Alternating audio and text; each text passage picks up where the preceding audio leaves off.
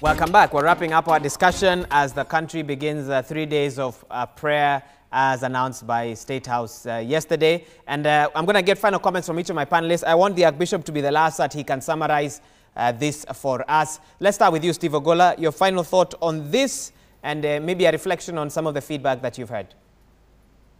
I think, first of all, I must say that Honorable Kamala is my leader. He sits in the National Assembly to represent me and other Kenyans. And of course, I support, he's a very vibrant and proactive leader, and I support him and all elected leaders. We must always support elected leaders because they have a term of 5 years. And we can't spend our time fighting them and bringing them down. So I would never be in a position that undermines elected leadership.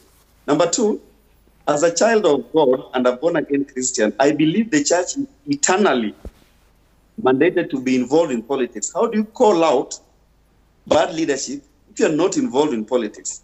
I think my only anxiety is that the church in the periphery, and when I mean I mean the local churches, sometimes when you get the conversation happening there, it is not as holistic and nationalistic as the conversation happening in Nairobi. Okay. But I think the last thing also, where is the believer or the voter or the citizen? We cannot exclude the citizen in this conversation. Okay. Because we can't burden the elected leadership. We can't burden the church when the congregant is a stubborn and unrepentant person. Okay. So how do we start at a personal level to make it easier for the church to teach and reform us?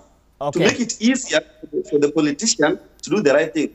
The voter, the believer must also reform. Those are my last words. Thank you for that. Joy, your last word? Brief, please.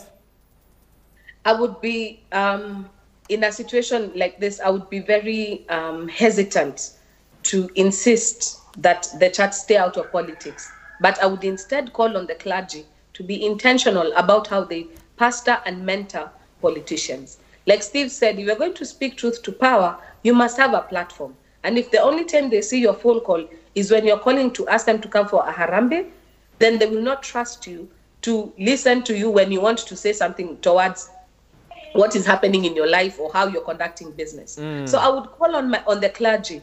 Let us be intentional about pastoring and shepherding and comforting and guiding our politicians such that the relationship makes it such that when you need to speak to them, truth to power, then you actually have a platform to begin. Because I think we have a responsibility, even as the church members, to not only expect to draw out from our politicians, but let us also plant and sow something in them that will make them stronger as they do their work. That would be my final word on this. Thank you. Honorable Wamalwa, I hope you'll also keep to the 1 minute limit. Go ahead, your last thought.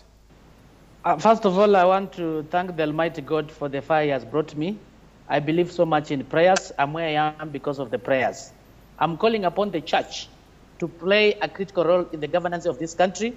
And we thank God that we have a praying president, and we'll be there to pray for this country. Okay. I thank you. Oh, wow. Okay. 30 seconds. And Archbishop, wrap this up for us. Go ahead. To appreciate this forum where we have listened and also part of the larger conversation of where our responsibilities are. And I say all of us together, and I say all of us meaning politicians, ordinary people, Wanjiku, and we all come from the same source, God. And it doesn't matter which church you go to, you are asked to be a person of integrity. You are asked to be a person of honesty. You are asked to respect other people. What you say should reflect who you are internally. So whether in church or outside the church or on a campaign rally, our politicians, our brothers and sisters, wherever you are, let's respect where we are and who we are. Human beings made in the image of God. God bless us. God bless our country, and may we have peace and integrity prevail in our country.